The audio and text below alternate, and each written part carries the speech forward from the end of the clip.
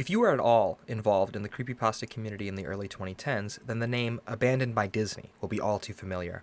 If it wasn't for the creepypasta itself, or the countless narrations of it on YouTube, then perhaps you know it by its status as the first ever Five Nights at Freddy's fan game, titled Five Nights at Treasure Island. All of these factors have coupled together to cement Abandoned by Disney as yet another classic in the online creepypasta Hall of Fame, up there with the likes of Jeff the Killer and Mr. Widemouth. Those two aren't good, I don't know why I put them there. The story follows our unnamed author and their adventure to the fictional abandoned Disney resort named Mowgli's Palace, located in Emerald Isle, North Carolina. The story itself is not very long, so I'll read it aloud for you here and then give my thoughts and an overview on it at the end. So here is Abandoned by Disney. Some of you may have heard that the Disney Corporation is responsible for at least one real-life ghost town. Disney built the Treasure Island Resort in Baker's Bay in the Bahamas. It didn't start as a ghost town. Disney's cruise ships would actually stop at the resort and leave tourists there to relax in luxury. This is fact. Look it up. Disney blew $30 million on the place. Yes, $30 million. And then they abandoned it. Disney blamed the shallow waters, too shallow for their ships to safely operate. And there was even blame cast on the workers, saying that since they were from the Bahamas, they were too lazy to work a regular schedule. That is where the factual nature of this story ends. It wasn't because of sand, and it obviously wasn't because foreigners are lazy. Both are convenient excuses. No, I sincerely doubt those reasons are legitimate. Why don't I buy the official story? Because of Mowgli's Palace. Near the beachside city of Emerald Isle in North Carolina, Disney began construction of Mowgli's Palace in the late 1990s. The concept was a jungle-themed resort with a large, you guessed it, palace in the center of the whole thing. If you're unfamiliar with the character of Mowgli, then you might better remember the story The Jungle Book. If you haven't seen it anywhere else, you'd know it as the Disney cartoon from decades past. Mowgli is an abandoned child in the jungle, essentially raised by animals, and simultaneously threatened/pursued by other animals. Mowgli's Palace was a controversial undertaking from the start. Disney bought up a ton of high-priced land for the project, and there was actually a scandal surrounding some of the purchases.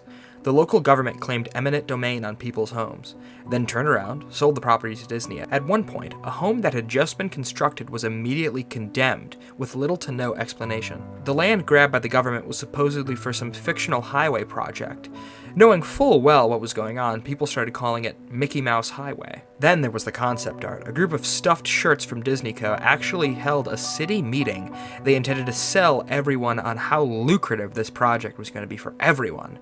When they were showing concept art, this gigantic Indian palace surrounded by jungle, staffed with men and women in loincloths and tribal gear, well, suffice to say everyone flipped their shit. We're talking about a large Indian palace, jungle, and loincloths, not only in the center of a relatively wealthy area, but also a somewhat xenophobic area of southern USA. It was a questionable mix at that point in history. One member of the crowd tried to storm the stage, but he was quickly subdued by security after he managed to break one of the presentation boards over his knee.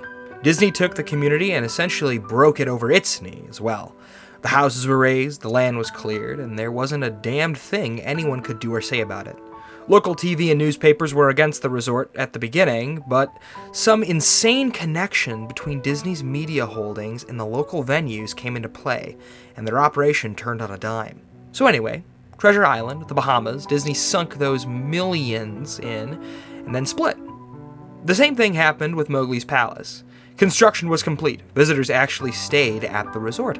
The surrounding communities were flooded with traffic and the usual annoyances associated with the influx of lost and irate tourists. And then it all stopped. Disney shut it down, and nobody knew what the hell to think. But they were pretty happy about it. Disney's loss was pretty hilarious and wonderful to a large group of folks who didn't want this here in the first place. I honestly didn't give the place another thought, since hearing it closed over a decade ago. I live maybe 4 hours away from the Emerald Isle, so I only heard the rumblings and didn't experience any of it firsthand. Then I read this article from someone who had explored the Treasure Island Resort and posted a whole blog about all the crazy shit he found there. Stuff just left behind. Things smashed, defaced, probably ruined by disgruntled former employees who had lost their jobs. Hell, the locals from all around probably had a hand in wrecking the place. People there just felt angry about Treasure Island as folks here did about Mowgli's Palace. Plus, there were rumors Disney had released the aquarium stock into the local waters when they closed, including the sharks. Who wouldn't want to take a few swings at some merchandise after that? Well, what I'm getting at is that this blog about Treasure Island got me thinking. Even though many years had passed since its closing, I figured it might be cool to do some urban exploration at Mowgli's Palace. Take some photos, write about my experience, and probably see if there was anything I could take home as a memento. I'm not going to say I wasted no time getting in there, because it honestly took me another year after I finished that Treasure Island article to get around to going to the Emerald Isle. Over the course of that year, I did a lot of research on the Palace Resort, or rather I tried to.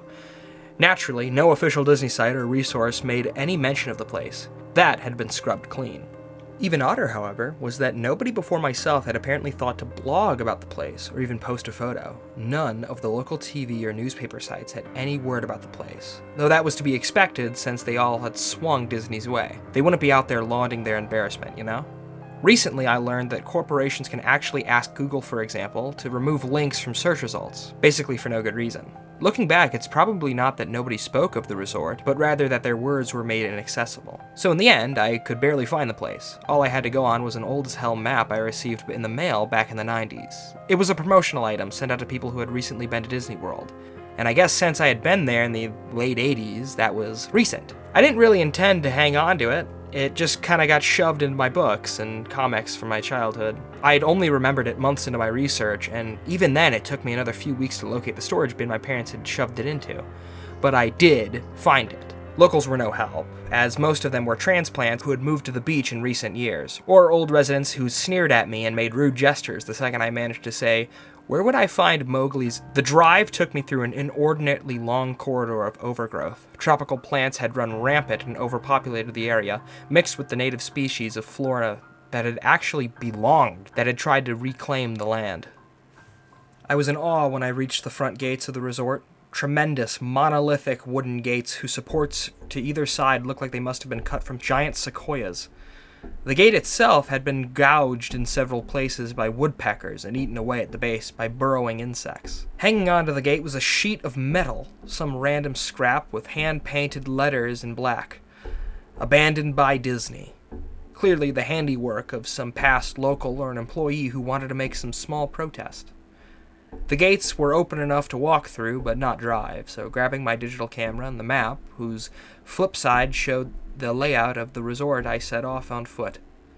The inner grounds of the place were just as overgrown as the entryway. Palm trees stood untended and ragged among piles of their own coconuts. Banana plants similarly stood in their own stinking bug-ridden residue. There was this sort of clash between order and chaos as carefully planted rows of paternal flowers mixed with the obnoxious tall weeds and stinking blackened mushrooms. All that remained of any outdoor structures were broken, rotting wood and various charred bits of undefinable material. What was most likely an information booth or an outdoor bar was now simply a pile of assorted debris, chopped up by past vandalism and ravaged by weather.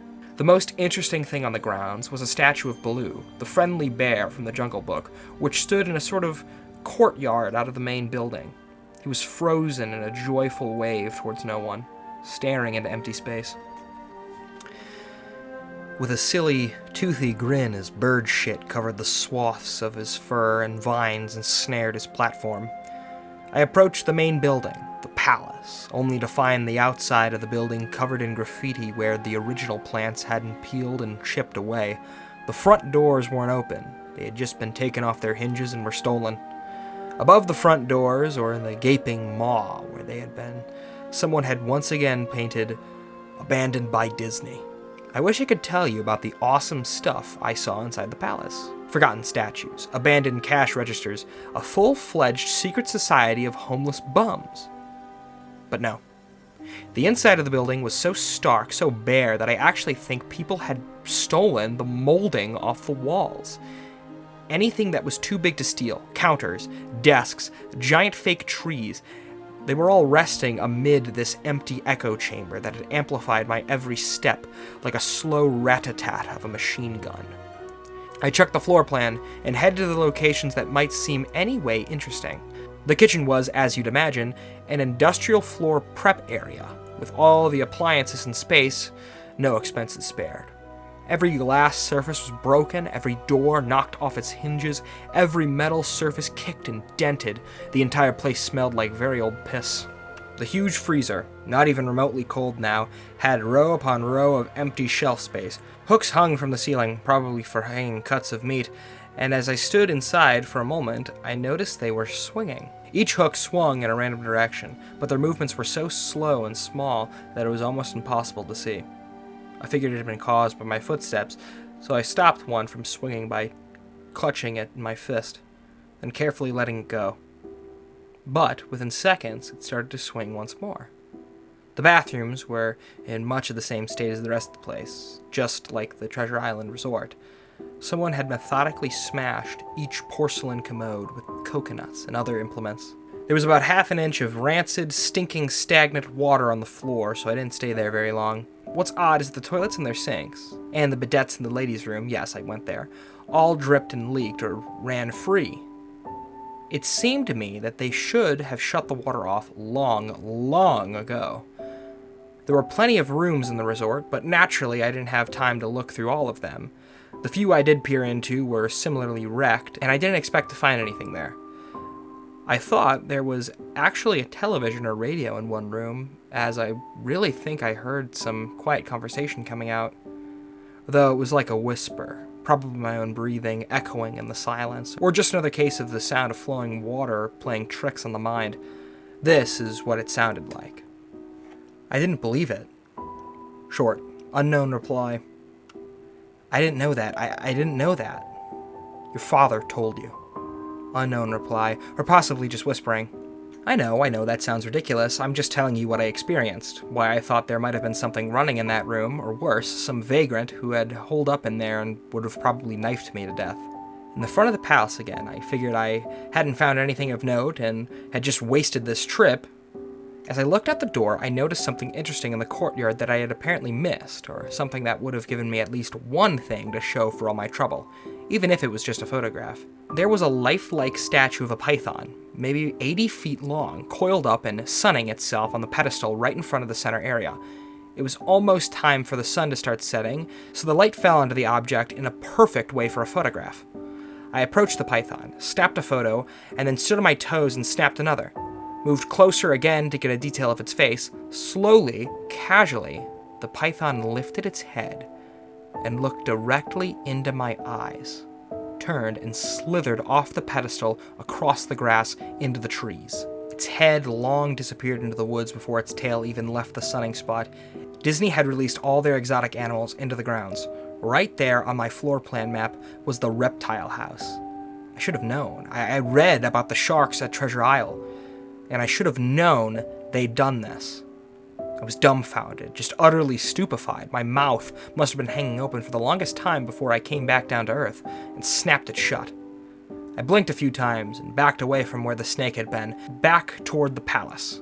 Even though it was totally gone, I still wasn't taking any chances and backed my way into the building. It took a few deep breaths and slaps to my own face to get myself right in the head again. I looked for a place to sit down, as my legs were feeling a bit like jelly at this point. Of course, there was no place to sit down unless I wanted to recline on the broken glass and dead leaf carpet, or haul myself up onto a desk of questionable reliability.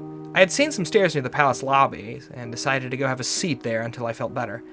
The staircase was far enough away from the front of the building to be relatively clean, save for a startling accumulation of dust. I pulled a wedge of metal off the wall once again, printed with the "Abandoned by Disney" motto I had become accustomed to. The stairway led downward, below ground level. Using my camera as a sort of improvised flashlight, I could see that the staircase ended in a metal mesh door with a padlock. A sign on the door, a real sign, read, "Mascots only, thank you." This perked up my spirits a little bit for two reasons. One, a mascot-only area would have definitely had some interesting stuff back in the day. Two, the padlock was still in place. Nobody had gone down there. Not the vandals, not the looters, nobody. This was the only place I could actually explore, and perhaps find something interesting to photograph or want only steal. I had come to the palace essentially agreeing with myself that it was okay to take anything I wanted because, hey, abandoned. It didn't take much to bust the lock. Well, actually, that's wrong. It didn't take much to bust the metal plate on the wall that the padlock was hooked to. Time and decay had done most of the work for me, and I was only able to bend the metal plate enough to pull the screws out of the wall. Something nobody else had apparently thought of or hadn't been able to do at that time. The mascots only area was a startling change, and very welcome from the rest of the building I'd seen. For one, every second or third fluorescent light overhead was illuminated, even though they had flickered and faded randomly. Also, nothing had been stolen or broken, even if age and exposure were definitely taking their toll. Tables had notepads and pens. There were clocks, even a punch-in clock on the wall complete with filled-out time cards. Chairs were scattered around. There was even a small break room with an old static-filled television and long rotted-out food and drink on the counters. It was like one of those post-apocalypse movies where everything was left in a state of evacuation. As I walked the maze-like sub-basement hallways of the mascots-only area, the sights just became more and more interesting. As I went further, desks and tables were knocked over, papers scattered and almost melded with the damp floor, and a large carpet of mold was slowly overtaking the rotten crimson floor covering. Everything was just sort of squishy. Anything wood disintegrated into mush when I applied even the least amount of force, and clothing items hanging on hooks in one of the rooms simply fell to moist threads if I tried to unhook them. One thing that annoyed me was that the light was becoming more sparse and unreliable as I went further into the dark, suffocating depths of this place. Eventually, I reached a black and yellow striped door with words "Character Prep 1" stenciled into it. The door wouldn't open at first. I figured this was probably where the costumes were kept. I definitely wanted a photograph of that twisted, stinking mess. Try as I might, whatever angle I tried to kick the door in, it wouldn't budge. That is until I gave up and started to walk away. That's when there was a slight popping sound, and the door creaked open slowly. Inside the room was completely dark, pitch black. I used the camera flash to look for a light switch on the wall by the door, but there was nothing.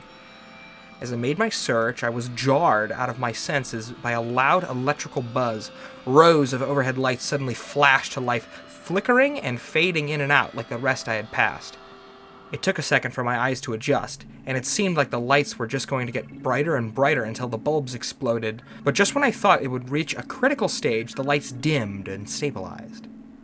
The room was exactly as I had pictured. Various Disney costumes hung on the walls, fully put together like strange cartoon cadavers hung from invisible nooses.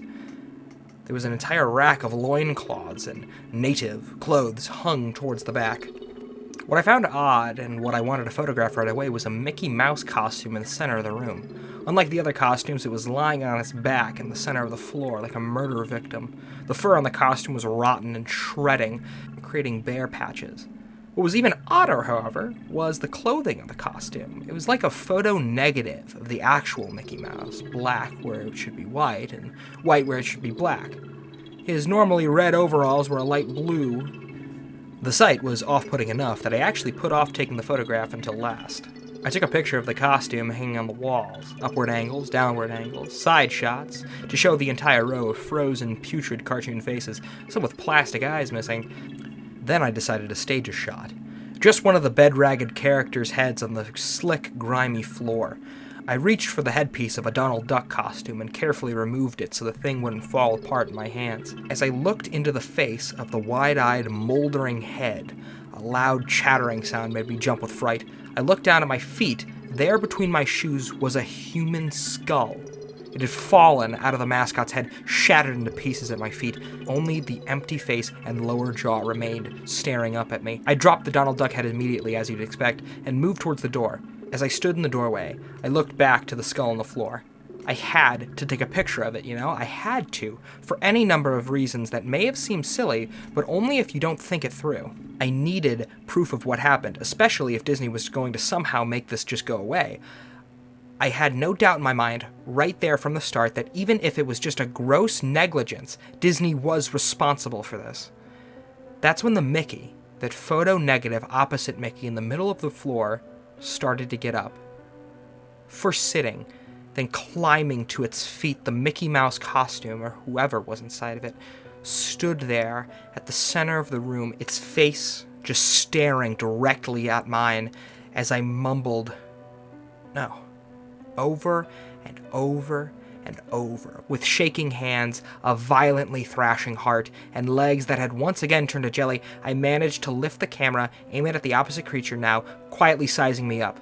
The digital camera's screen displayed only dead pixels in the shape of the thing. It was a perfect silhouette of the Mickey Mouse costume. As the camera moved in my unsteady hands, the dead pixels spread, marrying the screen wherever Mickey's outline moved to. Then the camera died. Went blank and quiet and broken. I raised my eyes once again to the Mickey Mouse costume. "Hey," it said in a hushed, perverted, but perfectly executed Mickey Mouse voice. "Want to see my head come off?" It started to pull at its own head, working its clumsy, glove-clad fingers around its neck with clawing, impatient movements similar to a wounded man trying to pull himself free of a predator's jaws as it worked its digits into its neck. So much blood. So much thick, chunky yellow blood. I turned away as I heard the sickening tearing of cloth and flesh. I only cared about getting away. Above the doorway, out of this room, I saw the final message, clawed into the metal with a bone or a fingernail. "Abandoned by God." I never got the pictures out of the camera. I never wrote the blog entry about it. After I ran away from that place, I fled for my sanity, if not for my very life. I knew why Disney didn't want anyone to know about this place. They didn't want anyone like me getting in. They didn't want anything like that getting out. Well, that was something. I'll be the first to admit this story has its flaws, but there are some things I really do enjoy about it. Let's start with the good. The world building done at the start does a good job at getting the reader invested in the setting. Using the already existing Discovery Island as a frame of reference puts an image of dilapidated structures and overgrown foliage into the reader's mind before any description of Mowgli's palace is given. It allows for the reader to speculate to what extent Mowgli's palace is deteriorating and what kind of secrets lie in wait. The only issue I see with this story is its ending. The idea of some twisted version of a beloved IP is fun, however, it came off as out of left field and almost tacked on at the end. There was no build-up towards the reveal, it just kind of happened, and the story treats it as if it was some major payoff that was going to make the reader shit themselves. Also, the TV or radio thing that the author heard while exploring is just kind of there. It happens, it's never touched on again, and it feels like such a waste of potential. Maybe the author could have done something like, I don't know, maybe throughout the park he keeps seeing recently moved objects and displaced dust, and the talking heard sounds like someone doing a bad Mickey Mouse impression. I don't know. Well, the story was written in 2012, so I'm not going to sit here and grandstand about what it should have done. Anyway, fellas, I think that's all I have covered for today, so I'll go away for another couple of months, and I'll see you guys. Oh, I think we got more. The author, Slime Beast, has created 3 separate continuations of the story, those being Room Zero, Corruptus, and a few suggestions, with the last being a prequel. How long's this video? Yeah, we got time. How about I read them all? Just like I did with the original story, I'll read them aloud, give my thoughts on each. Let's continue this tale with Slime Beast's Room Zero. It's been a while since I've written anything related to the Disney Corporation, and I'm sure you can understand why. A lot's been going on since my last post. I've received a lot of questions and concerns from folks who've read my first-hand account of Mowgli's Palace, a resort that was built and abandoned by Disney. I want to thank everyone who mirrored my post. It's been taken down from a few places, mostly corporate sites that were easily leaned on by a larger power. However, for every nuked topic or disappearing blog post, it seemed like 100 more have popped up. This is something they'll have to face. There's no turning back for them. None for me either. I'm definitely being followed. For the last month or two, I chalked it up to paranoia. Any casual glances or half smile in my direction set me off, hair standing up on the back of my neck and everything. The first one I was actually able to spot was a telephone worker milling around my apartment complex. He was middle-aged, doughy, dressed as you'd expect, but something just seemed off about him. I couldn't place it. I knew it was just my imagination acting up. He was awkward and out of place, not somebody who was comfortable doing his routine job. I followed him around the corner, only to lose him there. When I turned back to go home, there he was, standing directly at me, about 10 feet behind me, expressionless and cold. "Exploring?" he asked, and that was all he said. And there was an accusing tone to his voice. Tell me why a blue-collar phone jockey does that. I guess that's the worst part. Never feeling safe, never feeling alone. That and the occasional Disney merchandise left somewhere for me to find. Little rubber Mickeys in the mailbox, a Disney Adventures magazine on my bookshelf. They hide little Mickeys everywhere. 3 circles, 1 big, 2 small, in the silhouette of the famous mouse's head. I've started keeping a running list of Mickeys I found. Coffee cup rings. I'm like, this is hilarious. This is actually just Schizophrenic Simulator. Coffee cup rings on my table. 1 big, 2 small. Colored glass bottles left on the doorstep, viewed from the top down, all red. Graffiti on the wall on my way to work. A huge earth, a small sun and moon in the proper locations. They're everywhere. People have emailed me about this as well. If you repost anything I have to say, you're gonna start finding those son of a bitch outlines. I guarantee it. The best one, by far, actually made me laugh because of the horror of it all. It was a drawing in chalk next to my car. I was taken aback at first, walking through the parking garage, keeping an eye out for people following me. The outline seemed a perfect match for, well, a murder victim. You're probably familiar with it if you've read my past post. Written in yellow paint, I'm sure, was a single word. Retract. The only good thing that has come out of this is that now I know that I'm not the only one who's seen something they shouldn't have. I'm not going to give you their names, because, well, if I had to tell you why, you haven't been paying attention. Researcher goes to Disney parks whenever he can, all throughout the year. He's not going to have fun, enjoy the rides, etc. He's looking for gascots. There's been a long tradition, apparently, of people reporting strange patrons throughout the park. Silent, motionless, staring patrons of every age, shape, and size. Men, women, adults, children, and teens, all wearing Disney-themed gas masks. Way back when, Disney would get a ton of complaints about the oddly dressed folks following others around the park, folks who would then merge into crowds and disappear. Later on, the gas mask caused folks to draw other conclusions, and reports of possible terrorists and bombers started flowing. All of those reports most likely went straight to the trash can. I know I can't find any sign of such occasions reported on by the media, although you should be aware of the fact that Disney can pretty much control the press like no other. Researcher goes to the parks, talks to a few people, and tries not to draw any attention to himself. He'll just ask 3 or 4 families if they've seen his friend who's wearing funny masks. He has yet to see a gascot for himself, though on one occasion a child pointed him towards Frontier Town.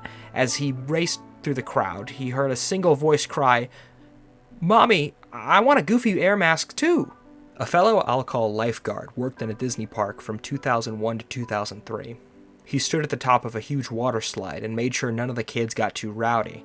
He passes kids through one at a time, telling them over and over again to be safe, keep their arms in, and so on. One day, as he tells it, this fat kid goes down the tube and doesn't come out the other end.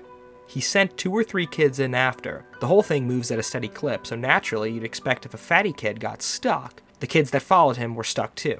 Not so. Only the big kid disappears. Everyone else comes out the other end cheering and splashing like nothing's wrong. Lifeguard shuts down the slide, much to the aggravation of the kids waiting. Before he can go through any of Disney's strict procedures, splash! Fatty finally comes out.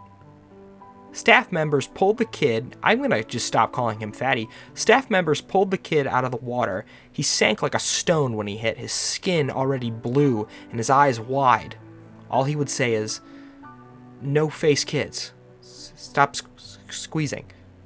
The kid is okay, in case you're wondering. He got carted off to the medical center when lifeguard was told to open the slide back up. He made a big stink about it, how it clearly wasn't safe. Despite his complaints, he was threatened with firing and begrudgingly opened the slide again. From that point on, he kept a closer eye on the kids. Every so often, they'd come out in the wrong order. Never as stunned as the fat kid, always with a vague look of concern, a dreamy half-stupor that seemed as if they were trying to figure out what was reality. They had taken on some water and choked a bit, and they had never come back up to ride again. I read his email with the same sort of unease you might be feeling now. I wanted him to share his own story, but in the end he didn't want to expose himself that way. Can't say I blame him. Snow White, which wasn't the actual role she played, was a character in the park. She had a nice little tidbit for me. You know what happens when a costumed employee drops dead in his suit? Like, 1 second he's taking pictures with little Jimmy, the next he has a fatal stroke. A second costume mascot in the area has to sit with the corpse on a curb or a bench and wait for a designated dry cleaner to arrive and cart the body away in a discreet manner. All the while, patrons have no idea they're sitting with a dead body for photo ops. Feel free to check your photo albums at this point. That was bad, but another fellow, Janitor, went completely off the creepy charts. Disney World, and probably others, is built with a series of underground tunnels just below your feet. 3 stories worth. Anything and everything you can imagine is down there for use of the employees. They're called utilidors, utility corridors. Basically, that's the reason you don't see characters out of place or janitors wandering through the park and travel concealed under the town you're walking on. Janitor told me something that might be common knowledge, but nonetheless was news to me. Walt Disney had several apartments built into his parks. There's one above the Cinderella's castle, there's one in the Pirates of the Caribbean ride, they're all over the place. More than that, there are nightclubs, a movie theater, a bowling alley, and much more, all behind doors built right into the whimsical facades you passed without a second look. Club 22 is one such hidden area. If you have the cash to join the exclusive club, you don't, then you'll have access to it and much more. Club 22 is a place where anything goes. Disney Co. calls these places dark zones, spots where the squeaky clean visage of Mickey Mouse gives way to drinking, drugs, and yes, sex. Conversely, the rest of the park is a bright zone with few gray-zoned utilidors between. As far as Janitor has said, it was always that way. It was more of a slow decline than a gradual relaxation of social norms with that elite group. The reason he knows all this? Well, you might have guessed, he cleans it. After a lengthy background check and a non-disclosure form, Janitor moved up from a park attendant to one of the Dark Zone cleaning crew. Now, before you get some satanic human sacrifice vision in your head, janitors saw nothing of the sort. Lots of empty alcohol bottles, yeah, used condoms scattered like deflated New Year balloons, oh yeah. He's cleaned up his fair share of blood, piss, and vomit, but it was all down to the unrestricted behavior of patrons as opposed to any sort of cult behavior. Backing up this information was Hammer. Hammer mailed me the old-fashioned way, though I don't know how he got my home address. He sent me photocopies of work papers proving his employment, with the instructions to burn them when I was convinced, which I did gladly. Hammer worked around the Disney park, doing demolition and construction. At one point, he approached a superior regarding some strange construction plans. There was a wide, rectangular area marked off on the blueprints, about the size of a supermarket. The area was left unnamed and only bore the words, "Do not dig." Not only was his superior in the dark, but he was super fucking purposely in the dark. He didn't want to talk about it, didn't want to know about it, and ended the conversation with, "This space intentionally left blank." Hammer didn't get it. The area seemed a waste of space, and it was directly conflicting with the work his team had been given. He started poking around the area on his off time, finding only a derelict steel door and a great span of concrete just beyond. It was a supermarket's worth of blank gray floor. And soon after, Hammer started seeing gascots in the crowds. Unlike all other reports, the people, the things, would stand in full view of the guy. They'd cluster together in the distance, or they'd just be pressed against a wall when he turned a corner. He said they moved weird, like they were weak or injured, like a deer that's been hit and run down by a hunter and can't flee anymore. The gas masks, the Disney characters' faces with filters jammed in. He noted they seemed wet on the inside like condensation on a car window. Tiny beads of water glimmered behind the glass, making it impossible for any of them to actually see. Probing further, Hammer started asking questions of anyone and everyone who had been working at the park for more than a decade. He hit dead ends throughout until he was directed to Ida, an elderly woman who worked in a restaurant on Main Street. She had been there since way back and thought nobody had the balls to ask directly. Everyone knew she had plenty of terrible stories to tell. Hammer asked her about the empty space, and then about the gas mask customers, and at first, he would receive the same non-answers he'd gotten so far. She was quiet. Eerily quiet. Room 0. She croaked. A single, shaking hand placed to her cheek as if she were a little girl fearing a father's punishment. She didn't meet the man's gaze for the entirety of the conversation. Room 0, as it turns out, was yet another hidden room, just like the apartments in Club 22. However, its sheer size and its spot deep beneath the park set it apart from any of the fun, dark zones. It was a bomb shelter. Room Zero was built to withstand a massive attack. It could be conducted by foreign or domestic enemies. Room Zero was to be stocked with enough rations to feed the entire park's average number of patrons at any given moment, and housed a smaller yet lavish panic room for the sorts of Disney higher-ups. During World War II, official Disney gas masks were officially produced for children to wear in the event of an attack. The idea was that it would be less scary for kids to see Mickey's face if it was embezzled on a wartime safety device. Yes, I know the obvious problems with that. During the Cold War scare of the 60s, when Disney World was constructed, Room Zero was stocked with similar masks. Whether they cared about the fears of the children, or it was just callous branding, the things found their way down there.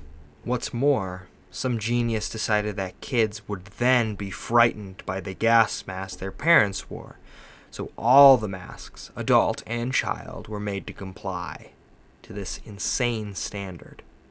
Ida described it as treating a wound with lemon juice. None of this explained what Hammer had been seeing, though. Not only the seemingly supernatural appearances, but the emptied-out room as well. "Look, I've been in there," he explained. "There's nothing but a cement floor and 4 walls." "No." Ida shook her head and covered her mouth, stifling a sob. You've been on top of it."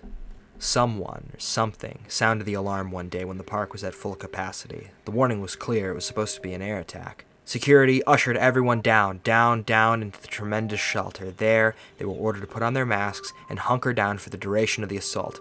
Everything was quiet for about 30 minutes, save for the crying of children and the frightened whispers. No one wanted to die, and they were so very thankful, in a way, for this strange measure of safety. Then the first scream rang out. "Hey!" a man shouted. "Quit pinching!" Waves of shrieks and yelps ripped through the crowd, from one wall to the other, back and forth. "Who's running around? Settle down!" someone hollered. "Who's laughing? This isn't funny! Ow! Someone stepped on my foot!" The security guards, despite urging everyone to keep their calm and keep cool, the crowd became more and more agitated until finally, after nearly an hour of the madness, the lights flickered and then died. What followed could only be described as utter chaos in the dark. Only the wails of the young and the anguished cries of adults could be heard in a massive, swelling din that bloodied the ears of all within the black echo chamber. A small group of staff members and a select few patrons made it out of the door, ready to face the war above rather than the insanity below. What they found, of course, was a desolate yet untouched theme park. The music continued to play, echoing through the silent storybook towns. Upon returning to Room Zero, the few who stood at the top of the steel staircase that led down to the pitch-black darkness heard no signs of the previous fray. There was only silence. Ida herself descended the staircase, despite the begging of those she left above. She reached the reinforced door, herself now awash in darkness, and only hearing the buzzing in her ears. A single voice came out of the darkness. The echo made it impossible to tell whether the mocking, raspy voice was at the back of the bomb shelter or right in front of her face. "Shut the door, dear. You're letting out the cold." Gripped by terror, she did just that. Within days, the entire thing, shelter, staircase, all of it, was covered with feet upon feet of cement. Air systems and generators above its ceiling were removed, creating a large empty space. "They're still down there," Ida told Hammer. "Down there with whoever that was." You might notice I used Ida's name. Unfortunately, she passed soon after telling her story. Accidental fall, supposedly, after getting out of bed, turn on a light. Such a company devotee, the paper reported, that her entire bedroom was covered with Mickey silhouettes. Okay, look, I'll be honest. This story is what made me want to make this video in the first place. I remembered this story so fondly. I thought of the idea of being in a dark room where everyone is going mental. Very interesting. Looking back, I'm not going to say I'm disappointed, but my young mind definitely gave this story more credit than it's worth. Let's start with the good. Again, Slime Beast is 2-0 with the concepts in these stories. It's very creative. I've always liked anthology horror, however it can be a real mixed bag. Examples that I think do it well are Tales from the Gas Station and The Dogscape, in some instances with The Dogscape. These stories vary in monsters and overall tone, but all follow a similar format, which works well in expanding the world that the stories take place in. Room Zero is no exception to this. The stories from different Disney staff help to expand the scope of the original story and turn it into a sort of government conspiracy. The individual stories themselves are interesting. If not for this story to be about the titular Room Zero, I would have loved to hear more about Club 22, maybe a story about the Utilidors becoming a backroom-esque labyrinth. The waterslide story in particular reminded me of an SCP I'd really like, SCP-1562, which for those of you not in the know is just about a slide that transports you to another world where you're stuck in a confined space. If you haven't seen it, Forlorn Foundry made a great video about it. I highly recommend. With all that out of the way, let's move on to the cons. I feel like the author's numerous run-in with Disney MIBs come off as so absurdly stupid, it's funny. You could hear it in my narration, but the coffee cup rings on the table really got me because of how it just comes off as undiagnosed schizophrenic rambling about how the mouse wants to get him. Perhaps that was Slime Beast's intention, but it doesn't serve its function very well. Along with this, some of the lines come off as the author just trying to sound badass and epic, such as, "Feel free to check your photo albums now." It's just not needed. It conflicts with the "I'm scared because a large corporation wants me dead" angle and switches to a "I'm a badass whistleblower" vibe. Again, it's a good idea, just not the best execution. The final major part in this story is Corruptus. It serves as an ending to the original story and sets up the prequel. A few suggestions. Let's get started. If you really believe in something, it can be yours. That's how we've been conditioned to think. Mostly, I suppose it's a coping mechanism to keep us from eating the rich. We all think we'll be rich someday if we just want it hard enough. How long has it been since there was a good old-fashioned culling of the wealthy elite? That probably wasn't a good way to start this blog post. I'm more than a little tired, but fuck it, I'm leaving it. Corruptus. That was the subject of an email I received before my ISP dropped me. My phone turned into a brick the same day. Hell, I think it was the same precise moment, though it's difficult to know for sure since I only tried it after my laptop couldn't connect. Corruptus. I'd never heard the word before, and to be honest, I'm not exactly sure it is a word. Could be Latin, it sounds like Latin. I haven't been able to look it up, and this is the first time I'm getting on the web since my unexpected removal from the grid. I tried to sign on at my local library, by the way. My card was revoked. Unpaid late fees for books I'd never read, much less checked out. Mostly borderline fetish material and self-help books for various mental illnesses. The apparently quiet, dilated tome on weapons of mass destruction seemed to be the most concern for the librarian. I hung around the library for maybe half an hour until someone left a computer logged in and unguarded. When I went to check my email to tweet a complaint about what had happened, yes, we're going to tweet about the fact that the Disney Corporation is pulling our those accounts were gone as well. Honestly, I was a pretty huge dumbass for expecting them to be there. It wasn't long before I noticed the computer's rightful user pointing me out at the front desk. I guess she wasn't a fan of the direct approach. I was out the door before anyone could cause a real fuss. It's been over 2 years since I left Mowgli's palace and never looked back. The original blog post has come and gone so much, across so many different sites, that I can barely remember even the first place I tried to host it. If I'd known how far this would go, I don't know if I would have been able to hack out that clumsily flawed account of what happened. The pressure would have been too great, and I suppose there's a certain level of comfort in the idea no one will actually see or care about your work. It seems like a lot of sites remove the information, either upon direct request from Disney or on their own fear of reprisal. I know a really popular YouTuber who pulled readings of my post from his channel. The rumor was someone threatened to sue him, some supposed author of the story. Bullshit. I know firsthand he took it down in a bout of pants-shitting fear once he realized Disney's connections to his partner company. I tried to keep up my After Abandoned blog for a while. I don't know how many people out there saw my notes on Room Zero or Club 22, and so on. They're still around for you to look, at least at the time of me writing. Yes, Club 22 exists. No, it's not a typo of Club 33. I later learned from the same contact that there is an 11 as well, and supposedly the debauchery only grows as the numbers get lower. I heard a Club 00, but I can't confirm that as clearly as I can with the previous contact. I also don't know if it has any connections to the room of a similar name. Yes, the door probably said characters or cast members instead of mascots. I know, I hear you all. Thank you so much for that. I'm sure your memory is as crystal clear in moments of abject terror, right? Overall, I'm glad my words have spread so far and wide, but the downside is that so few of you are taking this seriously. I can't stress enough. Treasure Island? Real. The Utilidors? Real. Just because you can't substantiate the rest doesn't mean it's a cool story. Instead of picking apart the inadequacies and making games about how cool it would have been to be in my position, maybe people can start taking this seriously and dig into what's going on. Maybe? I don't know. I don't want this to be a rant. I want to stay focused and make sure I post exactly what I wanted to make public.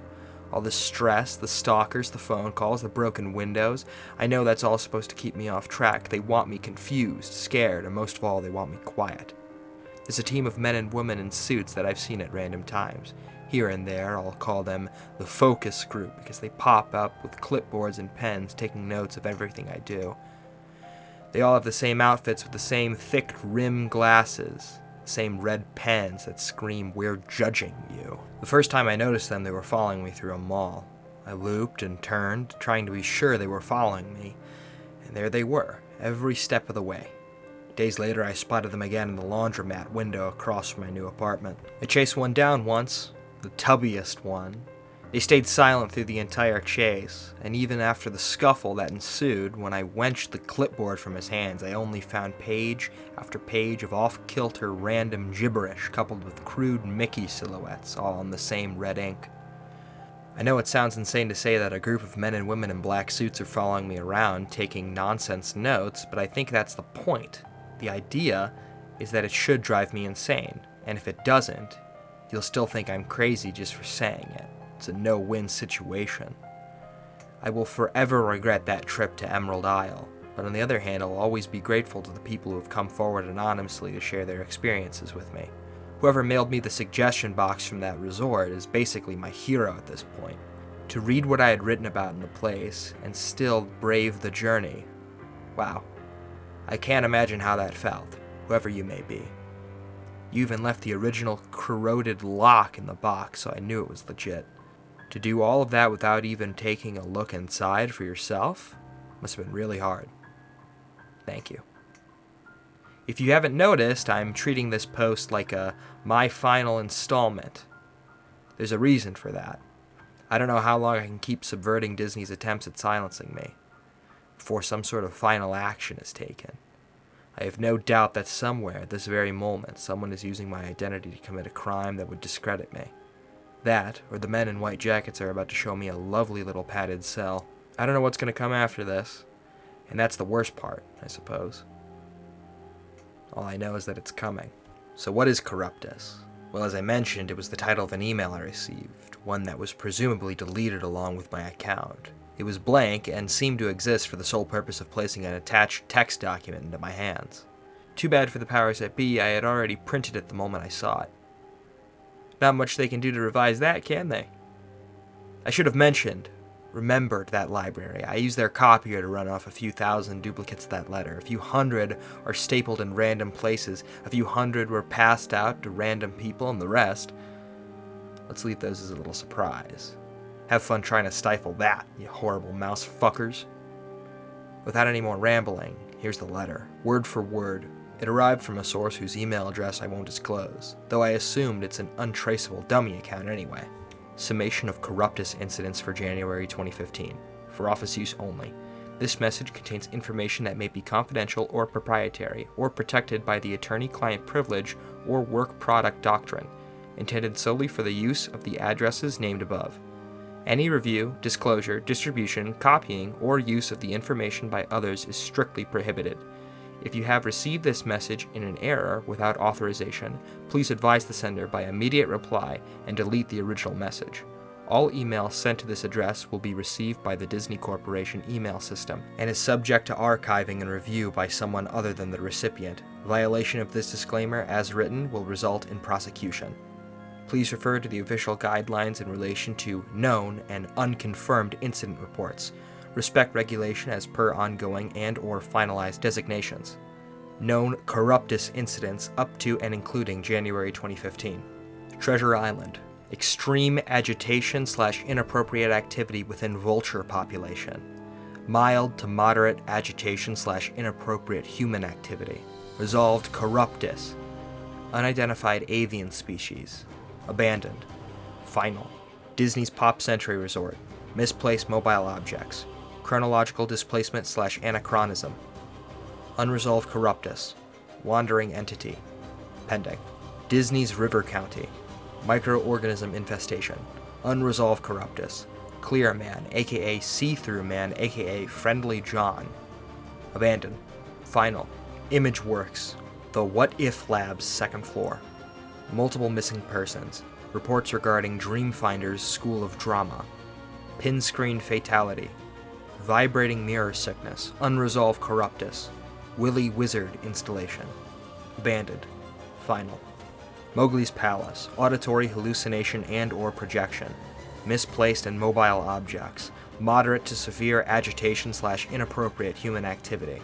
Unresolved corruptus. Inverted character. Abandoned. Final. The New Global Neighborhood. Resolved corruptus. Fiber optic worm. NGN-C1. Resolved corruptus. Digital HAL. NGN-C2. Resolved corruptus. Repurposed. Room 0.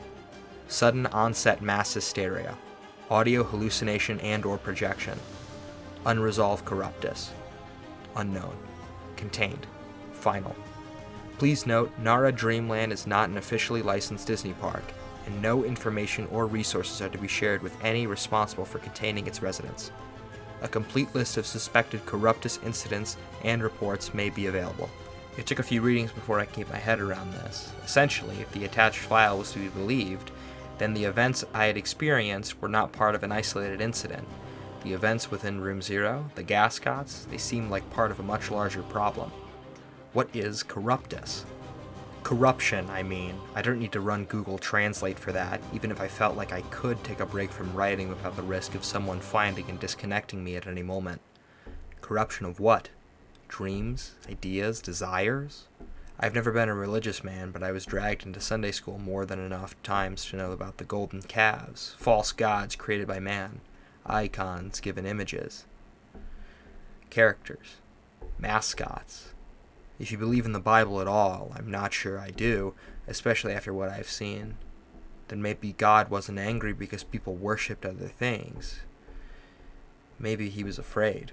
Maybe if enough people believe in something hard enough, there's a chance it'll come to be. Since we're naturally flawed beings, that means there's a very good chance such a thing would become corrupted. If you think about it, Disney's animated films have always had one overriding message. Clap your hands and believe hard enough, and Tinkerbell will live. When you wish upon a star, anything your heart desires. Some people say that Disney has a connection to Satanism, but I never bought into that, and I still don't. I think they've been trying to create that golden calf, a god-like idol that everyone believes in, one that everyone loves. It's almost as if any dream or idea that is shared enough by human hearts and minds has a real chance of being born into the world. The creatures, if any, exist beyond what I saw with my own eyes. I think that they're the deformed, half-starts, random manifestations of some dark, unquantifiable non-life that has stepped into our state of being. They're the mistakes of reality, cosmic abortions. The corrupted. Did everyone in the Emerald Isle harbor such negative impressions of Mowgli's palace? How potent was that fear of nuclear war on that random day Room 0 became full? If you want to find the gas gods and mystery voices, does that search bring you to the very thing you're looking for? How many children have been disappointed, confused, or scared for life when they saw Mickey without his head? These questions I'm never going to be able to answer. I don't know if anyone can.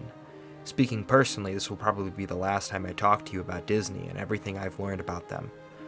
I'm truly sorry for that, especially since there's so much more I could say. Unconfirmed rumors, documents, and items I received that now seem to be gone forever. I thought they were just trying to contain the Mickey costume. I thought that's why they went out of their way to keep the public in the dark about so much. Why they coerced and bullied to get their way. Well, now I realize I was wrong. It was this. It was all along this. They didn't want anything like this getting out. I wish you all good luck. I know I need the same from you.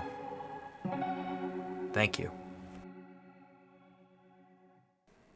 Alright, the pros and cons. First, the pros. There's nothing. There's genuinely nothing exceptional I have to say about this story. It exists. That's it.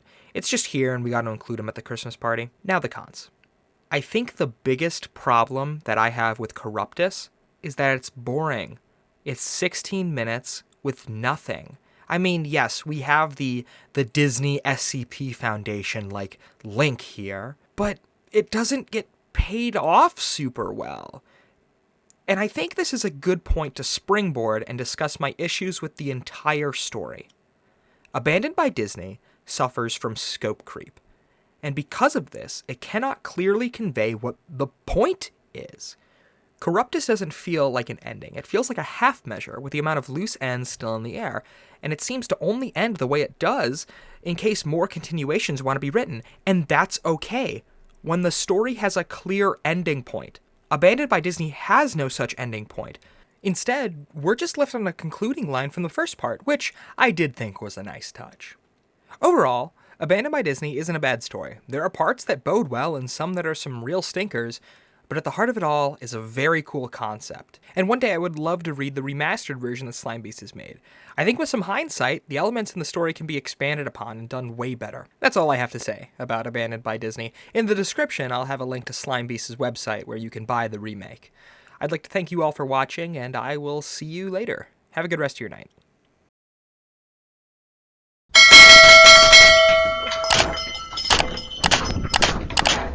Like, comment, and subscribe.